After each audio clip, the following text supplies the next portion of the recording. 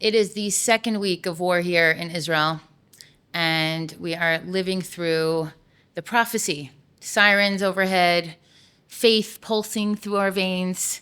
The missiles are real, and our faith is real, our fear is real, but then we remember Ein Od Milvado. There's nothing but Him. We keep coming back to that because if Hashem brought us to this moment, He will bring us through this moment. He will carry us through. So let's talk about what it means to be a Jew in Israel in 2025, under fire, with clarity and courage. Oh, yeah. And zero apologies. Oh, hell yeah. Hi, Brian. Good morning. What's up? Good morning, Good to see Chanale. you. Yeah. Did you get a good night's sleep?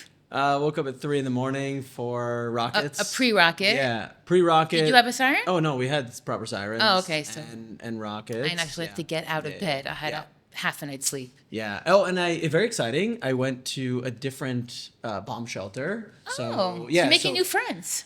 Yeah, at 3 a.m. it's difficult to make new friends, I would say, but exploring. So why did you wanted to change it up? I saw, listen, when I walk out of my apartment, so I have to go, I don't have a shelter or a mamad in my building. You're really roughing so I have it to, yeah, you know. So I have to walk to one, and I've been walking 3 minutes to one. And I'm like, this seems kind of far. But Feels a little excessive. Yeah. So I'm like, and then I recently saw people walking a different direction. And I'm like, you know what? Let's explore what bomb shelter is in this direction, and it's actually much closer. Oh, awesome. Yeah. And there are chairs there. Nice. So Ooh, it's an upgrade. Always get a seat. Nice. They have a TV. So you can need a membership. Yeah, right? Well, I might need a membership. I tell my kids, like, they walk to the other side of town on Shabbos, and they're afraid at this point. What if there's a siren? When there's a siren, what do they do? Just follow the crowd. You'll end up in a mamad with a family that cares, and will probably call me after Shabbos and tell me. So see, the challenging thing about following the crowd, it's I think it's worked out generally speaking, but sometimes when you ask an Israeli for directions to a place that they don't know anything about, they will give you directions. They'll give you directions even though they have no clue. Right off the cliff. I think during wartime. I think during wartime, there's like Israelis, they're a little bit more humbled, and they are like they'll kind of. They also get a little bit freaked out sometimes, and so they will actually look to the crowd and really try and make sure they have confidence in what they're saying or how they're leading people. Right. So you're saying they're rising to the occasion. Yes. Taking it seriously, yes. which I appreciate because, definitely. Listen, we all process our emotions differently. We have different attachment types, different behaviors, different personality types. Because we're not in our 20s anymore. And we were talking about right. this. Yeah. And we're discovering how people cope with real fear and anxiety. So as Jews, we're predisposed to be anxious. I'm a granddaughter of a Holocaust survivor. That's how I'm hardwired. That's how I was raised. Yep. So alongside my personality, which is, I'm spiritual, I have faith, I don't completely lose it. But I have to balance my anxiety considering I have kids in my house and just, the school's closed, and it's just a stressful time. So let's talk a little bit about how we're watching Israelis manage the level 4. Yeah. This is a serious situation. How are they managing the anxiety? What are you seeing in Tel Aviv? Because Tel Aviv is a whole different ball in game and of itself. Yeah. I think in Tel Aviv, there's just like a different state of mind, different mentality in general. Like if you think about, Jerusalem versus Tel Aviv in general, when you go to Jerusalem, even if you're visiting, right? It's like, we have a schedule. We got to keep to this. Get on the bus now. It's like, we're going here. When you go to Tel Aviv, again, even if you're on vacation, all of a sudden it's like, should we go to the beach again? Like we're strolling. Like, well, should we go to this First, cafe? let's get ice cream. Chill, right? And it's like, just the tension level and it's just chill. Everyone there has dogs. Everyone there has dogs. They're outdoors. So when you actually speak to people, that's really how we kind of live our lives, is that we're like really chill and easygoing for the most part. And so again, I'm just meeting people on the streets, meeting people in cafes. Some people I know, some people I don't know. I'm meeting for the first time. And yes, even still going to cafes. You think during a war, people would stay home more, but and I'm noticing also as part of dealing with anxiety, Israelis are very fit. And you're like, No, I mean, I showed you that video. Yes. Yeah. Israelis are very fit. They take care of their health. They're very focused on athletics and sports. They play what is it called? Not code, yeah. On the the beach. most annoying sport. Sorry, everyone. So you would think that being up the whole night, the fear of once the images start coming in and you realize what's happening around you. But no, Israelis are out they're sitting in the cafes with the broken glass. Yep. They come to help sweep up, and then the barista starts making coffee, and then that's it. The music's on, and it's a Tel Aviv morning. 100%. And there's like cafes that like really signify that. There's a cafe that I frequent pretty often called Nabi Yuna. And literally last week, when the missile that landed, 200 meters away from them, broke some of their glass, shattered, some of the windows, they were open 3 hours later. Right.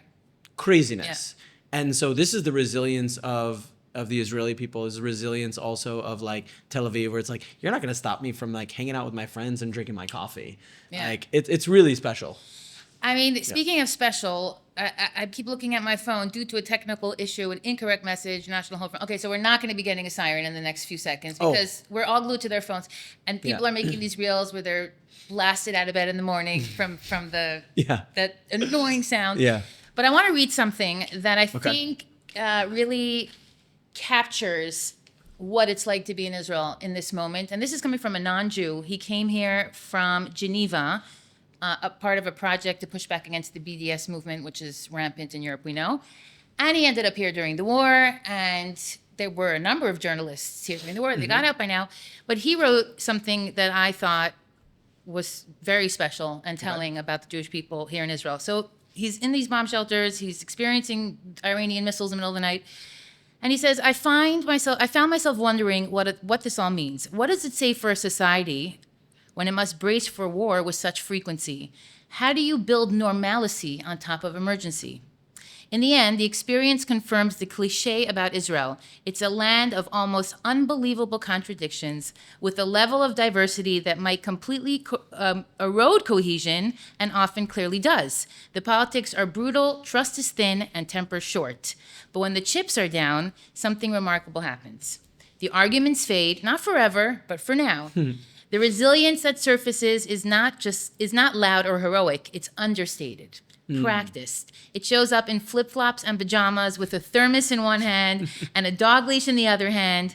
Israel is divided but not fragile. The shelter experience reflects that. And I want to talk about the shelter experience. Beneath the noise and the cynicism, there remains a capacity to endure together under fire. And when the all-clear notification arrives, everyone shuffles out. The youngsters let the older ones go first, even though everyone is slowed down as a result. In a famously impatient society, even in the middle of the night, we somehow find the time. Someone always says the same words, taking it in turn to say what's on everyone's mind. See you in a few hours. Exactly. Take care, Laila Tov. Yeah.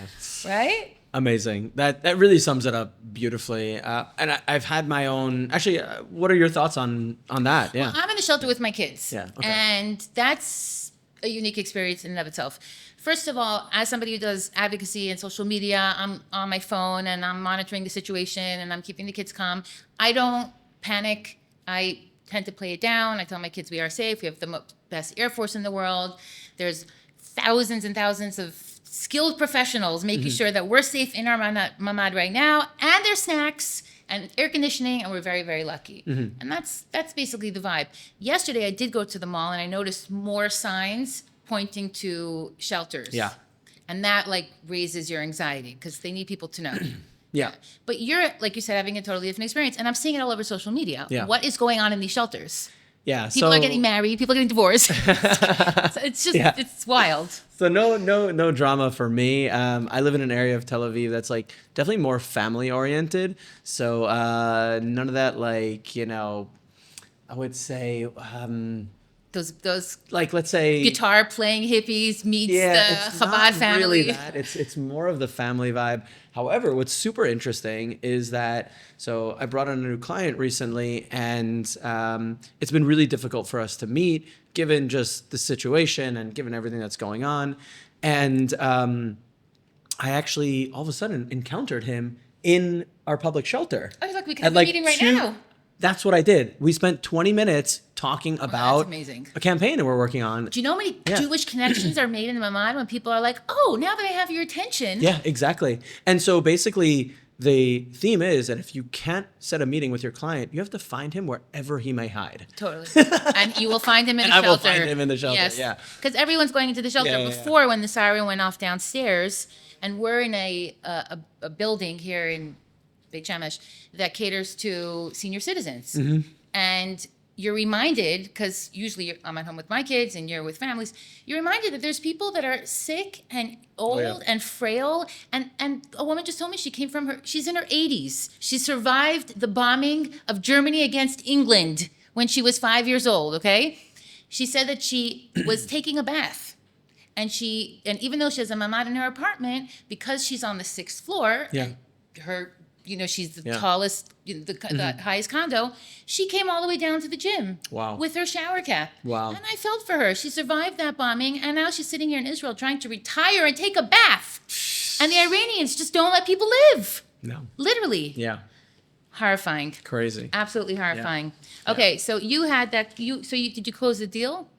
It was already ongoing. Yeah. It was already ongoing. Yeah. Amazing. Yeah. So in case you missed it, Trump sent how many B-52s? B-2s? B-2s, yeah. B-2s. Now, I don't know if you ever saw this plane. I'm not a big plane fanatic, but it's like either are you? No, I am. Yeah. Did you notice it looks, Aviva Campus pointed it out, it looks a little bit like the Bebas I just Batman saw cape. That's so beautiful. Right? Because we're all about connections. In this country, we are all about connections. Yeah. And if anyone thinks that we forgot about our hostages, or we forgot about what they did to the Bebas family and how they exploited their deaths in that horrible ceremony. Yeah. May their names be erased.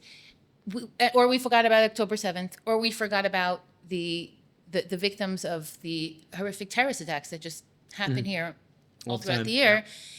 We haven't. This is actually a culmination. This is actually the reason that we're all so we're all so invigorated, because it's go time. It's go time. Iran has triggered all the death and all the pain in this country for so many decades, and finally we can take care of business and fulfill the prophecy. And the prophecy is, and you see Christians around the world too. They're all like, guys, how are you not seeing that this is the prophecy fulfilled? Yep, 100%. And I think, listen, it's really hard to, I don't know if we spoke about this in the last podcast episode, but for me, I look at this as,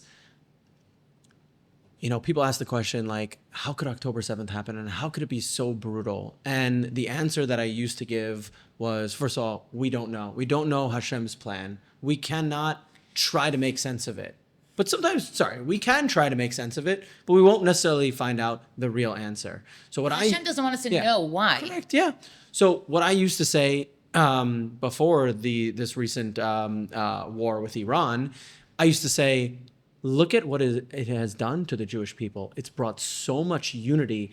People who have been raising their hand and saying, I'm Jewish for the first time ever. And we thought October 7th. October 7th did that, but this is even next level. So this is next level, which is, I don't think that if October 7th didn't happen, that we would be able to actually bomb Iran. That everything had happened leading up to this campaign where we bombed Iran and the U.S. joining, none of it would have happened if October 7th didn't happen. And now that Iran is showing us their capabilities, their missile capabilities, we have no choice but to finish this. Oh, yeah. Like, I know Americans are concerned about the nuclear threat and they're saving the world from that, but we cannot have ballistic missiles which have baby missiles in them. Oh, yeah. Cluster bombs landing in our neighborhoods while our children are sleeping. So we have no choice. It sounds like a cliche. This is an existential fight for our lives. We are fighting for our lives, and we're looking good doing it. I like the green T-shirt, by the way. Thank you. Yeah. You wore green last week. Yeah. This week I'm more the green. Yeah. And it inspired listen, me. We have to. We keep moving. We keep living. There might not be public transportation, but somehow you get out. By, we had a Shabbos. We went to shul. And that's what Yiddishkeit is about. That's what Judaism is about. Yeah. And we were talking before just about the difference between, the Tel Aviv life and just the anxiety that people feel in certain cases. I was walking the streets of Tel Aviv. I was walking on the Tayelet, and I showed you this video of just a lot of good-looking men working out on the beach. And we'll put that in some sort of note somewhere for the women who want to see that. I'll put it on my beautiful Land of Israel Instagram. And what we encountered was, I saw a friend of mine, and I asked him, I was like, hey, how's it going? What's up? And he's like, yeah, I'm good. I'm like, your apartment okay? And he's like, oh, yeah, no, it got completely bombed out, and I've been sleeping on the couch for the last 3 days. Like an afterthought. Yeah. But like, he's chill. He's working out on the beach. He's got a smile on his face. And I'm like, how you doing? He's like, surprisingly fine. And that is this resilience. That is like this chillness that we have, that we're so used to living like this, that it is we call it emunah, It's not because we're suckers. No. It's because we have strength. Yes. But call it emunah, call it what you like. But we're like, we're not going to let this bring us down. No. In fact, we are going to actually, we're going to double down, and we're also going to show our strength. To me, whenever I feel any ounce of threat towards me, when I feel angry, when I feel like I'm being attacked, that's when I beef myself up, and I'm like, don't mess. And that is what we're doing as Jews. And the symbol of that was these men working out on the beach, just like totally fit. And the boys in yeshiva and the boys continue to learn, even though they're getting tickets, because you're not really supposed to be gathered. The schools are being closed left and right, but they're showing up. It happens in a multitude of ways. Yeah. I want to wrap this up with something that went viral on WhatsApp. Mm-hmm. And I think this really just encapsulates everything that we're talking about. Okay, yeah. You didn't hear it yet, so you'll be reacting to it in real time. I did not hear it. This is WhatsApp in real life. Okay, cool. Okay, so Avrumi writes, in the supermarket down the block from my house, a Kollel man was standing in line with a shopping cart overflowing with groceries, easily worth 1,500 shekel or more. We spend at least 2,000. Behind him in line stood a high-ranking IDF officer. That sight, an army officer and a Kollel man side by side, it's not unusual in our neighborhood, which is home to the IDF's Central Command and several Iron Dome installations. Out of the blue, the officer turned to the Kollel man and said, I'd like to pay for your groceries. The Kollel man, taken aback, asked, why would you want to do that? The officer's answer was nothing short of astonishing. He said, I was recently overseeing the deployment of the Iron Dome in Ukraine, he explained. Once everything was set up, I came back to Israel. I was told that the success rate there was about 50%, nothing close to what we see here. In Israel, the Iron Dome intercepts over 95% of incoming rockets. I had to understand why, so I went back to Ukraine to investigate. He paused. There was no technical explanation. The equipment was exactly the same, the system was the same, but it just wasn't performing the same. And then he looked at the man who learns in Kaila and he said, and that's when it hit me. The difference isn't just the technology. There's something else at play here. One of the reasons the Iron Dome works so well in Israel is because of the spiritual protection, the Torah learning, the tfilos, the zchuyot of the people, the merits of the people. And so I just want to thank you in your role in helping protect Am Yisrael. Amazing. Wow, that's really moving. That's really special. Yeah. Wow. So come here, and whether you join the army or go to Kollel or raise a family or just want to take a bath on the 7th floor of your... Everyone's playing a role. Everyone's playing a role, and you will be part of an extended, loving family. And we're seeing that we're seeing that really play out all the time. I mean, it's just an incredible story, but we're seeing, journalists in Israeli media make brachot, like praising God. We're seeing journalists who are completely chiloni put on a kippah in the middle of their broadcast. We're seeing a level of spirituality and connection, and finally people are getting it. They're like, this is not normal. Like, Hashem's hand is really there. Yeah. And we can't escape it because you're home. And I feel like COVID, like we're home, we can't escape it. We have to face it. There's no distractions. Yeah. And when there's no distraction, that's when you really could hone in on what's important. Because Hashem is saying, I'm sorry, you're not going to go to the movies and you're not going to be running around. I mean, to some extent, but a lot of the things in Israel are closed. Your kids are not going to be in school and you're not going to be able to travel in and out of the country. And you know what you're going to do? You're going to face the music and you're going to ask yourself, why, Hashem? Why are there missiles raining on our heads? Mm-hmm. And when the answer is, what's the answer? Hashem's protecting us. Hashem is finalizing our story, and he's bringing us to the end, to Geula. And God willing, once every single Jew is just ad masai, begging, begging, begging, that's it. It's going to be over. It's going to be the beginning of the redemption. Yeah. And I think, you know, just to say in closing, there's a lot of, you know, non-believers out there, Jews who, one of the things that they say is like, yeah, where's God, right? Where is he? How could he let this happen? How could he let this happen? Where is he? You know, oh, he performed miracles back in the day, but what about today? If he performed a miracle, I would just be that believer. And now, what excuse do we have? I know. Like Hashem is performing open miracles in front of our eyes, and people are finally starting to see it. Yeah. And so it's a beautiful thing. So Yeah. Here's the miracles. it's the miracles. Yeah. Cheers. All right, Chanale. Nice to see you, Brian. Good to see you.